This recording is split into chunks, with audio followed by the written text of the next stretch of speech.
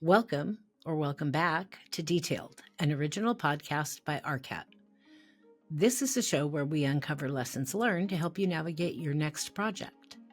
I'm Cherise Lakeside, Senior Spec Writer at RDH Building Science, and your host. My guests today are Ben Lloyd, Vice President, and Laura Landon, Associate Principal at Hennebery Eddy Architects, with offices in Portland and Bend, Oregon, as well as an office in Bozeman, Montana.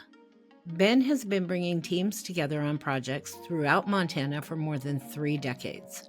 His most meaningful work involves projects that support our community at large, including contributions to civic, educational, and community institutions.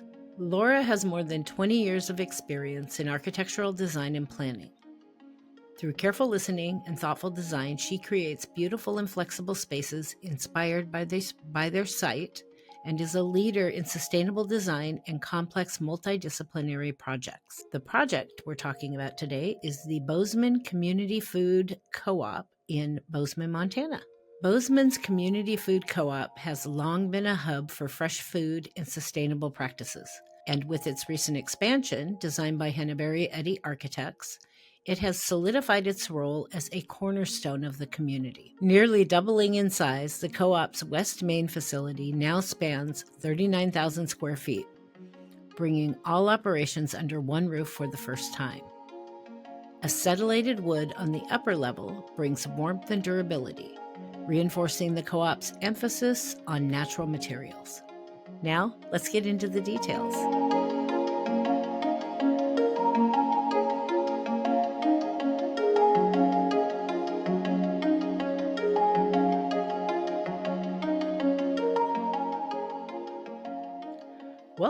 Welcome back to Detailed.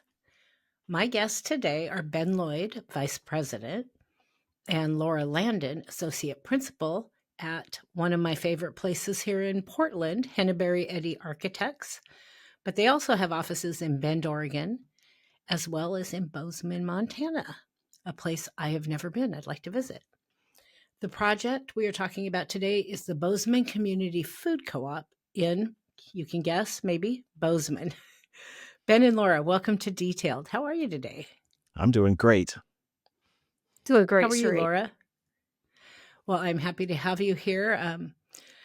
Like I mentioned to you when we were chatting before, Alexander in your Portland office is involved in CSIs with me here in Portland, but we are also on the same chili cook-off team for CSI.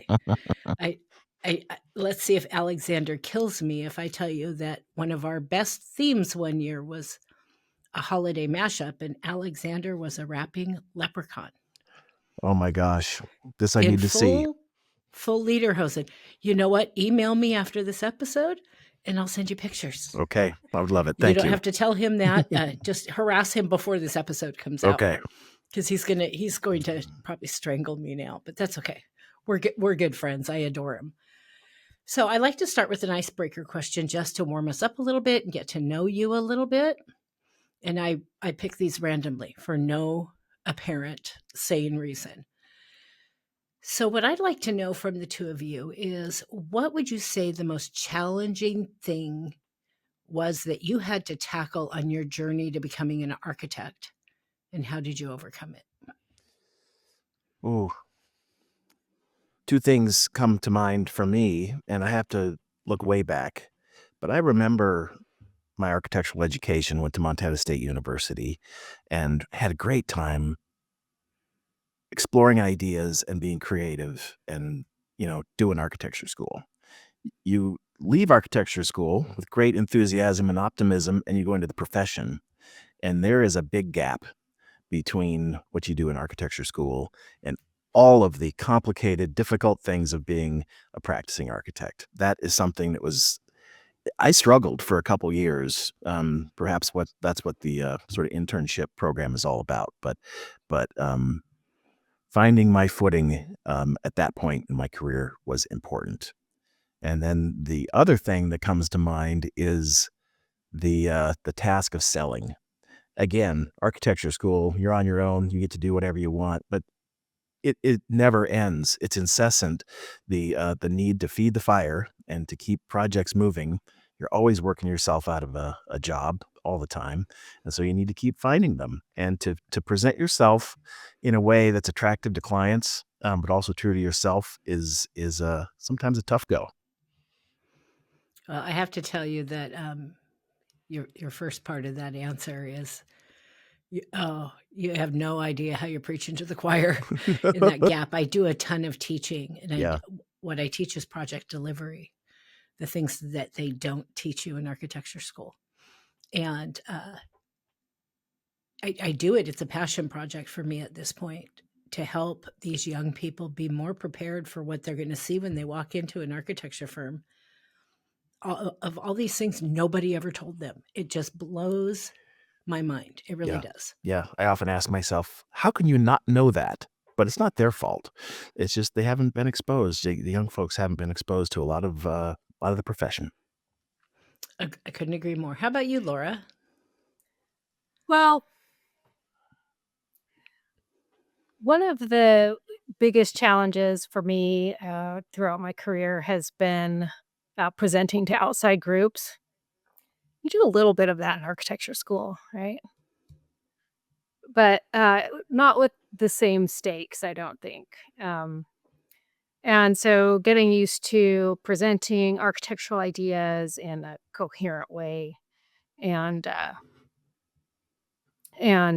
just getting over the hurdle of being nervous about talking about your work, I think has been the biggest challenge.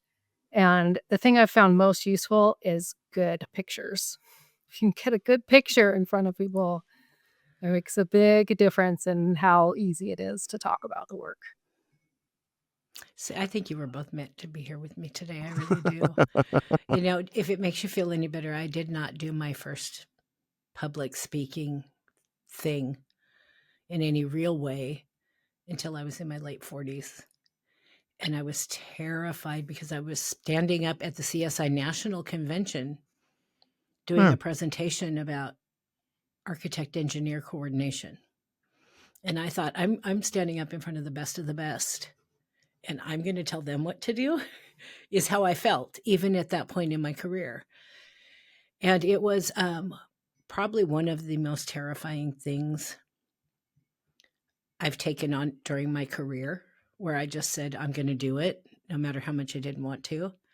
And now, probably somewhere in the neighborhood of 400 to 500 speaking engagements later, I can promise you that it gets easier. And the most important thing you can do is know what you're talking about. That's right.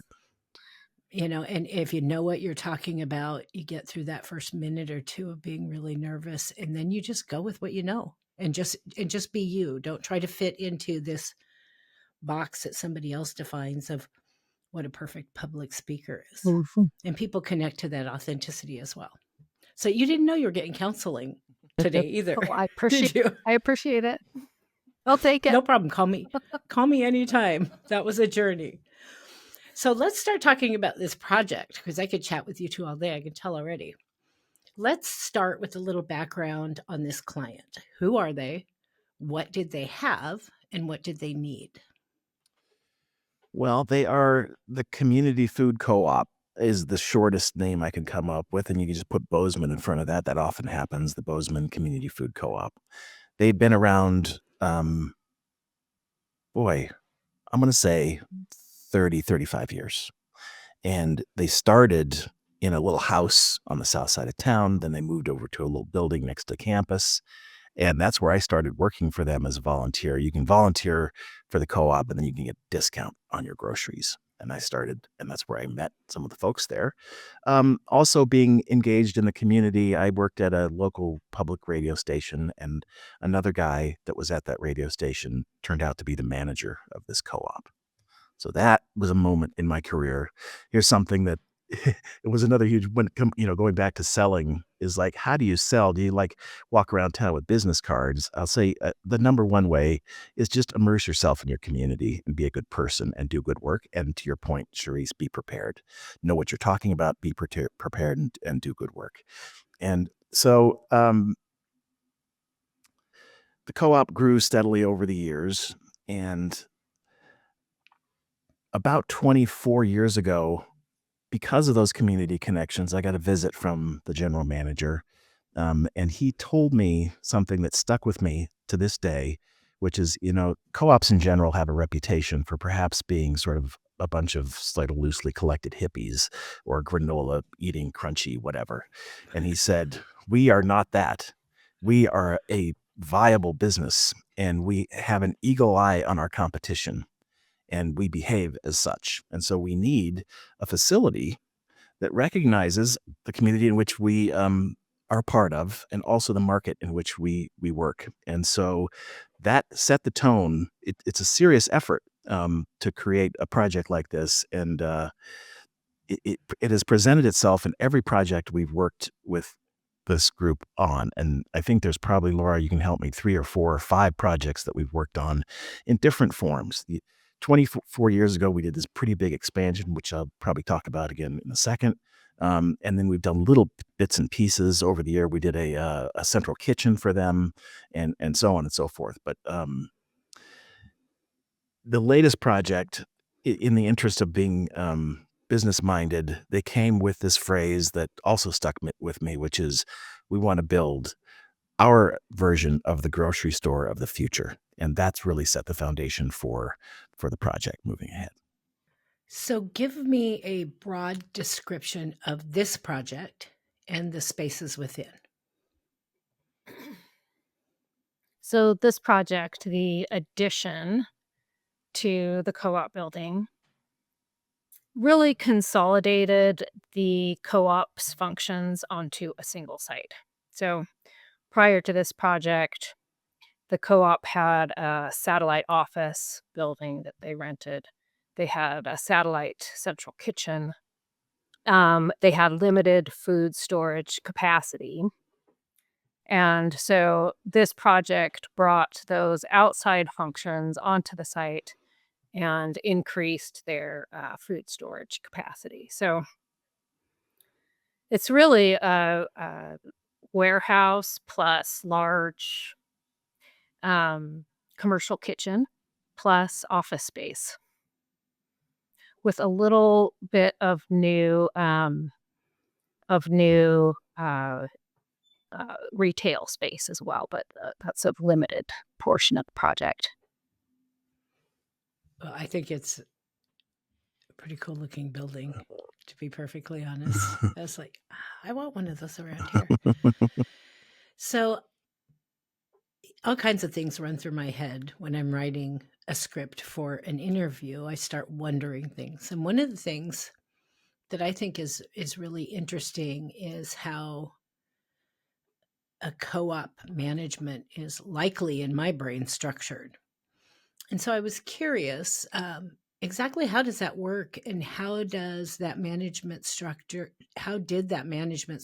affect the planning and decision-making process for this project?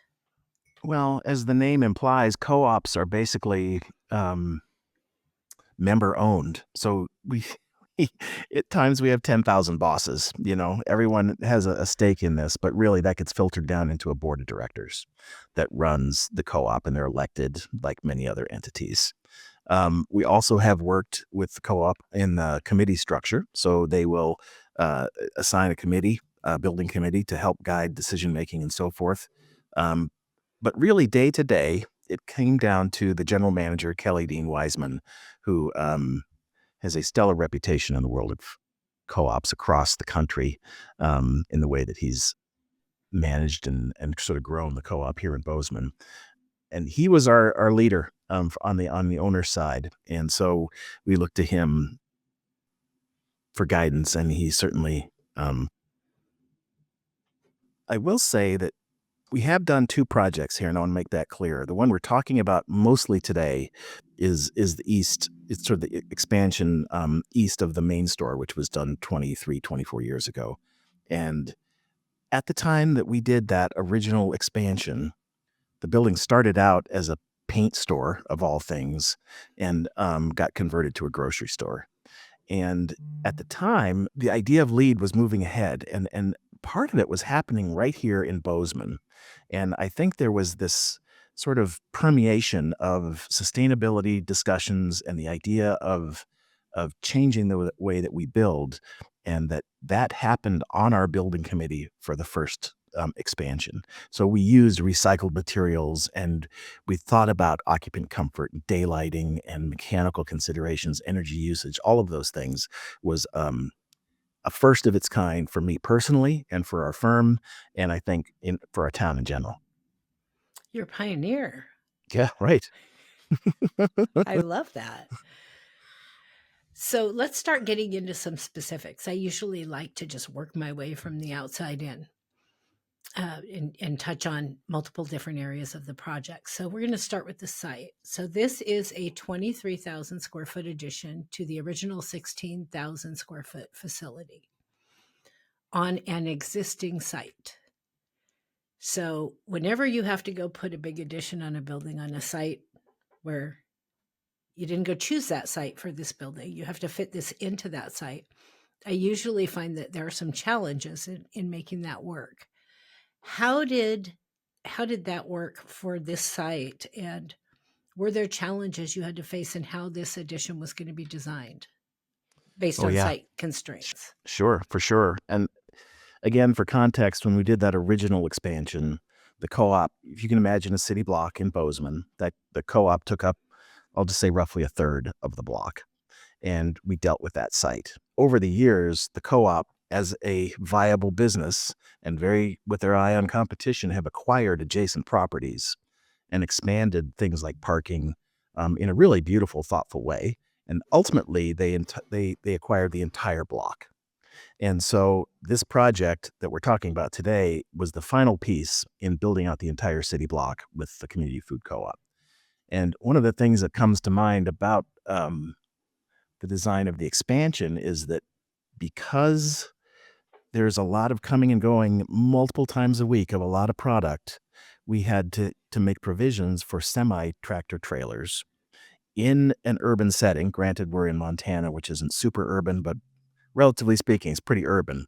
And the code said we couldn't back semis. The local planning code said we couldn't back semis in. And we did drone analysis and other things looking at, turning radii of semi-tractor trailers to see if it would work. And ultimately, the semis got kicked out to the curb. And so they aren't allowed to back in to the facility. And so we have to use pallet jacks to shuttle product back and forth from essentially the curb to the loading dock. Other smaller trucks and vehicles do on a daily basis deliver, vendors and beer trucks and bread trucks and all the other things. They come and go. But that was something that came to mind as a site consideration that we had to overcome. How about with the building design itself? It sounds like you already had some parking on the site. You already had the original building. Did you have to take anything out or move anything around in order to accommodate the new addition, or did you design the addition to fit in the space that was there? There was The some addition, demolition. Yeah, go ahead, Laura. yeah. The addition was really, there were no parts of the existing co-op building that were demolished to fit the new building on the site. The parking was there for the most part, and the parking is really important to the grocery store, right? And so that was kind of untouchable space. So the site had to accommodate the addition and a service area, the truck delivery area that Ben's talking about, as well as places to store garbage and compost and recycling. And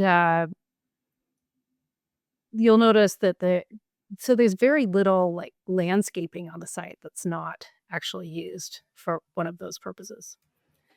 There's no place to store stormwater on the site, which is a requirement, from the city.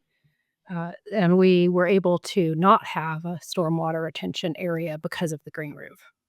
All the water is stored on the roof. Yeah, I'm excited to talk about that roof here pretty soon. Mhm. So let's start talking about the building, starting with the outside. Your project information says, quote, ... the The massing patterns consistent with a traditional Western downtown composed of decidedly modern materials. ... Tell me about the enclosure design, your vision, and the materials you chose for the exterior of the project. I think to do that once again, I'm going to step back a little bit and give you context. The co-op is on West Main Street, and the core of that statement that you just cited about traditional Western downtown, we are west of what would be considered the downtown of Bozeman. But with growth over time, that idea has expanded. As I mentioned a minute ago, the building, its previous use was an old paint store, and the placement of the of the building was not very thoughtfully done. It was just sort of plunked down there and had a bunch of space around it. But right across the street was a Safeway, and this is back to this competition thing. There is a Safeway, which we can all sort of imagine in our minds, has a parking lot. To Laura's earlier point, parking is important. I need to be able to see it. Parking lot first, so there's road, and there's parking lot, and then there's building. The city of Bozeman, and this project in particular, was also pioneering in taking the idea of downtown and pushing it further west. So you flip-flop the building and the parking lot, and you put the building in fronting the street, and you hide the parking behind, and it creates this fabric, this urban fabric, and an identity and just an understanding of the project that's much better and much different. In that first effort, I also think that it's important to highlight, I talked about recycling before, or recycled materials, and Safeway across the street, we used, on the original expansion, corrugated barn metal from local agricultural structures, because the imagery of that first expansion was agricultural. The north facade is market-like. The east facade is patterned after hay barns, the timber framing of hay barns, and the south side, it's pretty loose, but it's patterned after pivot irrigation components, the way they have to sort of span and cross the landscape. And it was interesting in that we worked hard to depict what was happening inside the building on the outside, and that's where this agricultural idea came from. It's like food is sold here, and that idea will continue, has continued in the ensuing 20 years. As I mentioned, the original expansion relied on agricultural imagery, and there was a moment as we developed the design, this was a challenge with the owner, whether we want, this happens occasionally when you have a successful project. Do you want to continue what you've done, or do you want to stop and recognize that time moves on, needs change, and stuff, it might be time for a reset. So along those lines, in the schematic design phase, Laura worked very hard. She's great at naming schemes, and I'll let her talk about them in a second. There was one scheme was called Farm, and you can imagine you have the original farm, you have a new farm. And the other scheme was called New Neighbor, and you can understand what that is, because that allowed us to maybe reconsider forms, reconsider materials, and so forth. And that's where the facade design of the new addition came from. Yeah, so that's a good background, Ben, and the facade design in the addition is very distinct from the original building. They could be two separate buildings. And that's a pattern that you see in the historical Western downtowns, where there are, 3, 4, 5 buildings connected together on a block. They were all built at different times by different architects, or no architects, with the different materials. But together they create this lovely streetscape that we all love. And so that was the idea with this building, that there's two portions to this facade. The original building, which has the very agricultural forms, and then this new neighbor, which has more modern forms, different materials, but that kind of together create a interesting, and they work together. they're compatible. So, what ran through my head when you were describing that was your original building agricultural farms into the new building. It's also kind of like the food chain. Get the food from the farm, take it to market. The process, I don't know why that popped in my head, but it actually kind of works. Yeah, that is interesting, Cherise, because this new portion of the building is much more related to processes and processing the food and taking it from its basic form to something that's has higher value. I really wish we had one of those around here, because I'm like boycotting half the big grocery stores right now anyway. They have great food. So, did you do anything special with the enclosure? I know enough about Montana, one of the few states I haven't been to yet. So I know that you have extreme fluctuations in temperature, from really hot in the summer to ridiculously cold. I even looked it up to make sure I was right. Ridiculously cold. Like I would die there if I had to be there in the wintertime. Did you do anything special with your enclosure design to accommodate, those fluctuations in temperature throughout the year? That's not the same ball game as a climate that's more temperate and not such large fluctuations.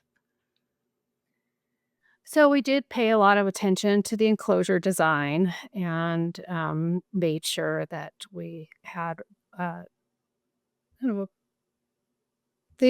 at the time they were higher than the thermal insulative values were higher than code minimums. Montana has for a long time stricken the requirement to have continuous exterior insulation on buildings, but this one chose to include that in the project. So I think we have a fairly high performing wall assembly. The green roof, I think, contributes to the overall quality of the thermal envelope. Overall, it's a well-insulated and tight building. That's a good thing there. It's very good. And on the west side, which we often in this climate have overheating problems, the facade design uses wood slats to provide shading to a pretty open, behind those wood slats, it's a pretty open facade from a glazing standpoint for daylight, and you get glimpses through it, but it's a very pleasant place to be. And so it does both. It provides that sort of transparency and also knocks back the solar gain concerns of especially the shoulder seasons and the fall in particular. Ben, I'm remembering back to construction when this building was under construction, and we had that very big winter that year. It just snowed, I think, every day in February and never got above freezing. And there were ice damming on buildings and huge piles of snow everywhere. There were roofs collapsing. That was the year the roof on the gyms at Montana State University collapsed. And so that was something we talked about in this project, is making sure the building was ready for those real extremes. There was some concern at the time about what was remaining of the original building. So not the 2001 edition, but that original paint store portion of the building, and whether the roof was strong enough there. And we ended up installing a snow depth monitoring system on that roof. So you could kind of understand the weights that were on that roof and whether that was... And the drifting dynamics that went along with that. There's all kinds of considerations that we had to look at. Mm-hmm. Yeah. So you just taught me something today. That's the first time I've ever heard anybody mention a snow depth monitoring system. Is that a permanent part of the roof? Or is it something that you just do for a period of time? It is a permanent part of the roof. It's not really built into the roof. It's a kind of additive system that was placed where the biggest drifting areas were expected. Had no idea. Learn something new every day. Mhm. So you have, and I'm seeing this this manufacturer come up quite a bit actually in recent interviews. But you have Akoya wood siding / rain screen on the exterior. What exactly is acetylated wood? Hopefully, I said that right. I did look it up before I wrote this question. And why did you choose this material? Sure. Yeah. Acetylated wood is a treated wood product. And through the treatment process, the wood becomes more rot resistant and more structurally or more dimensionally stable. The process is basically a pickling process. In fact, the wood like almost smells like pickles. It smells like vinegar. It's more sophisticated than that. But even Akoya will say it's basically pickled. We chose that wood for a couple reasons. First, we knew we wanted to use wood on the exterior of this building. And you can see in the pictures that we used wood in several different forms on the exterior. The wood relates well to the co-op's mission of, stewardship and natural foods. And so there was a nice relationship there. So we knew we wanted to use wood on the exterior of the building. At the same time, we didn't want to create a big maintenance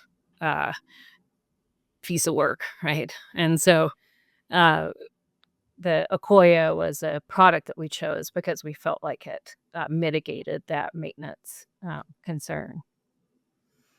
So go ahead, Ben. Oh, I just wanted to jump in and make it clear that pressure treated and acetylated wood are very different. Pressure treated uses some nasty chemicals and things you don't want in your system, and this stuff is very benign and yet also effective. The material itself is very dimensionally stable, and oftentimes you'll see attempted executions at wood slats that if the moisture content or the wood itself is not stable enough, it really starts to move too much and diminish the intent. And so this stuff has been rock solid since it's been installed, which has been very helpful, and I sort of affirms our choice of doing that. To Laura's point, we wanted it to not be a maintenance headache, and so we our intent is to let it gray out, much like a cedar or something else that it's along the coast. And so we applied an initial application of sort of a gray stain to the Akoya product, and it likely will wear off over time, and then the natural weathering will take its place, and no one will even know. That's One the of the plan. things. Oh, go ahead. Okay. We wanted to avoid that adolescent period where the wood is, not weathered and beautiful and grayed out yet, but it's becoming that, and it can be all mottled and not the best. So, so far, I think it's been very successful. There's been very little change on the exterior of the building. Yeah. Well, it looks outstanding. And one of the things that, as I was doing my research, because I often do research beyond what my guests send me, when I was first looking at the pictures, I have to admit I was surprised there was wood on the outside of the building, just based on, the weather there and thinking about maintenance headaches. And it's a co-op, which is not some major, massive corporation that has super, super deep pockets probably.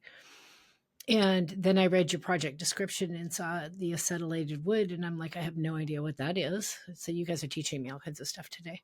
So I looked it up, and the first thing I saw was soaked in vinegar, and I'm like, what? And that's why I added this question in, because I love the fact that it's not these harsh chemicals, and you have another option to put some really nice wood on something and have it be treated without using those harsh chemicals. And I was not aware of that. And so I wanted to make sure that all of our listeners were aware of that as well. And you know what? Vinegar's not bad for anything. I That's clean right. with this stuff sometimes. So, okay, let's move inside the building. You gave me a broad description earlier of the building, but let's talk about the spaces in the building. First, tell me about the aesthetic you wanted to achieve.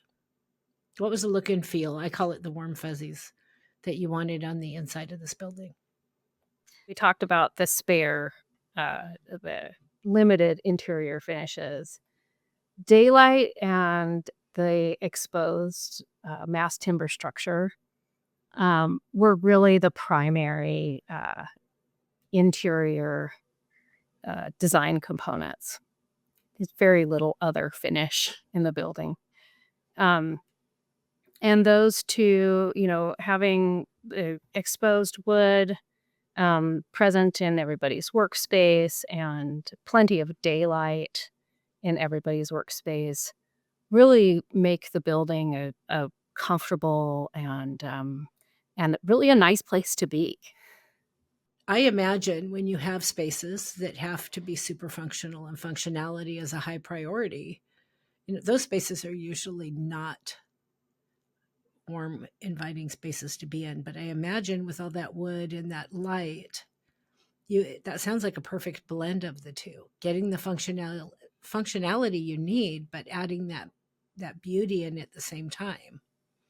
And I'll jump in here and add another factor, which is that some of the spaces traditionally in this building have been in dark windowless areas like kitchens and dish pits and things like that. And the workers in the community food co-op have the benefit of seeing, they're at street level and they have windows out to the north, and people can see in, they can see food being created and prepared for them. And then they can see out and see what the weather's like and see daylight and all of that stuff. So the utilitarian, the kitchens, which have their own sort of beauty, all the stainless steel and all that stuff, surrounded by cross-laminated timber and a lot of daylight, I think provides a really beautiful space for those folks to work in. It is a beautiful space. And I was surprised because you don't usually talk about, industrial level kitchens. And you're right. All the stainless steel, that has its own kind of beauty, but it's Right. not typically a space that feels very warm and inviting. And I Right. was really surprised looking at your pictures how much that space did feel warm and inviting. If I ever decided I wanted to start cooking again, that'd be a cool kitchen to cook in. Yeah. Mhm. Describe for me a couple of the more unique, 2 or 3 of the more unique spaces in this building that you'd like to highlight. The green, this in a weird way goes to the green roof. And oftentimes you'll see a vegetated or green roof installed flat behind a parapet. And of course, you go to that investment and so forth, and you're like, well, no one ever really sees it. So we made an intentional move to tilt the north face of this building up. So as you drive down Main Street, you can see the sedum roof as you drive by. And that creates an interesting form that I think starts to relate to that original agricultural building in some way. But it also created inside of it critically needed mechanical space. And so those often get, plunked on as a penthouse, something like a big container gets plopped on the top of a building. But Laura, as the project designer, did an amazing job tilting that roof up so you could see it, provided opportunity on the south side for a photovoltaic array, and accommodated all the mechanical equipment that goes inside of it. That was like a triple win kind of move that created an interesting space that just happens to be mechanical. I love that you highlighted a space that wasn't one of the architectural spaces in the building, because you can solve. You solved. I did a 6.5-year stint writing specs for MEP engineering, and I have a huge aversion to mechanical equipment on the roof of a building. Yeah. You could have a beautiful building, and I was visiting my son in Boston last summer, sitting out on his rooftop patio, and the building across the street was a couple of stories smaller. And all you saw was like like 30 of these units. And it looked just horrid. And Gorgeous it's building. It looked horrible. And that's really hard on the equipment, and it's also hard for maintenance folks to work, depending on the time of year, on something that breaks down. So there is for the institutions we work for at Montana State University and others, they require that mechanical equipment be inside.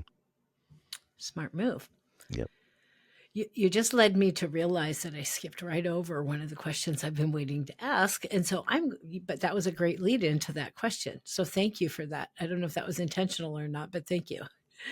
So as a spec writer, I have always found that writing specs for green roofs is one of the most difficult sections to write. There's so many people that have to inform that spec and so many decisions to be made. And I know when they first started becoming a thing, nobody really knew what they were doing. There was a lot of wild guessing going on.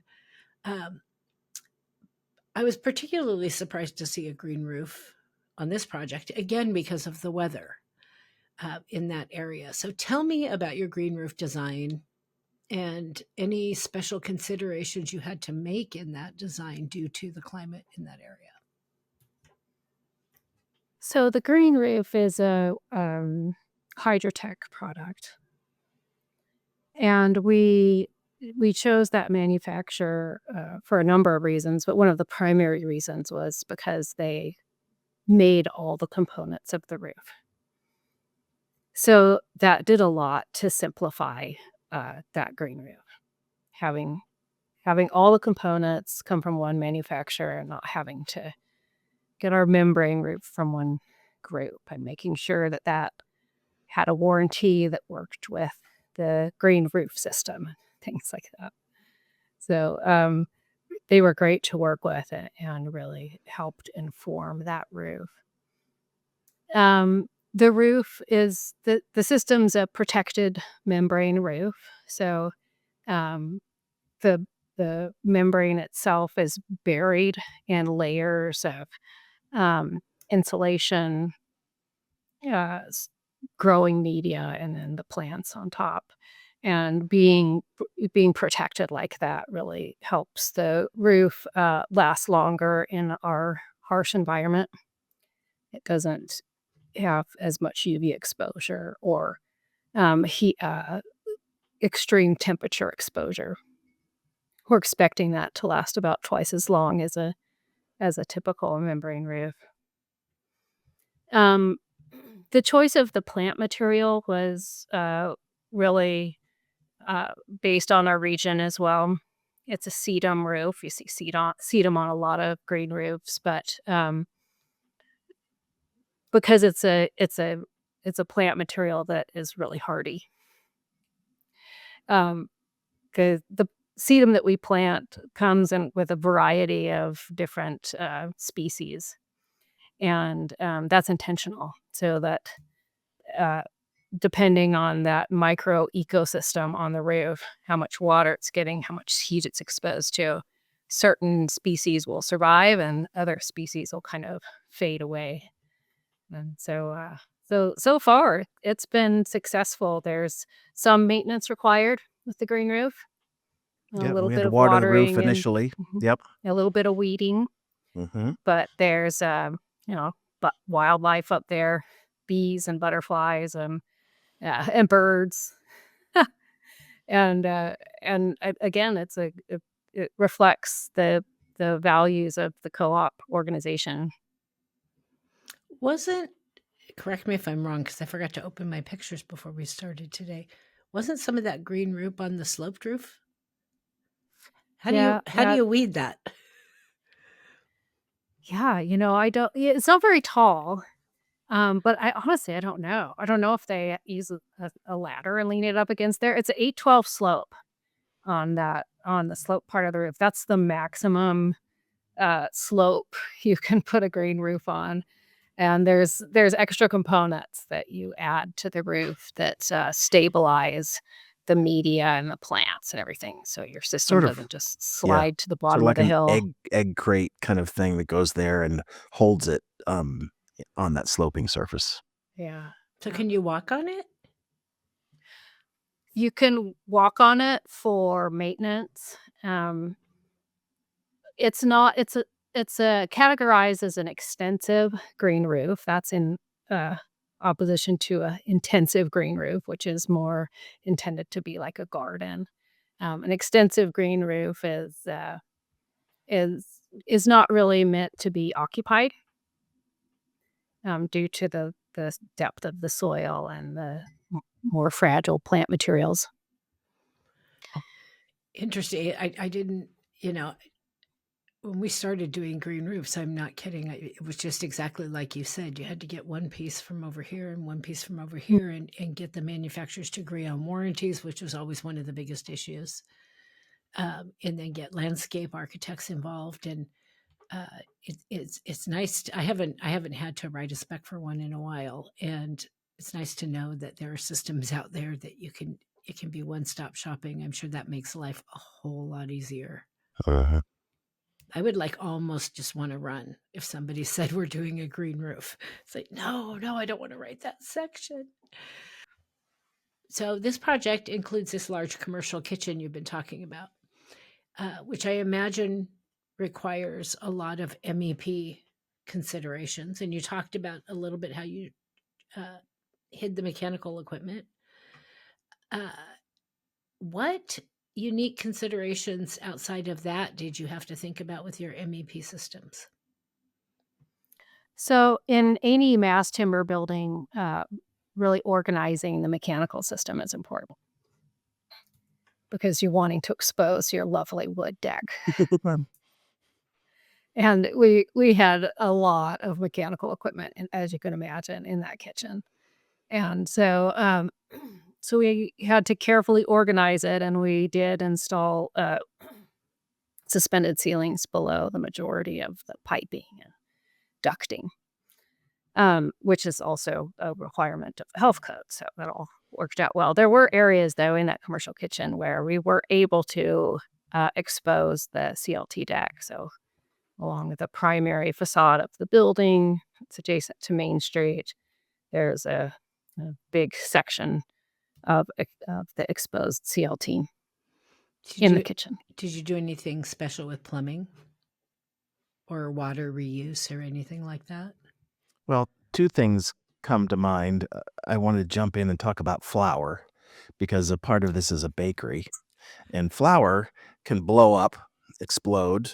And also, if you're in a facility that is creating gluten-free products, you want to contain your flour to a certain part of the facility. And so we have a hood in the bakery that creates negative pressure in that space to really address those two things, is to be able to manage the flour dust and contain it to a certain area of the store itself, of the kitchen.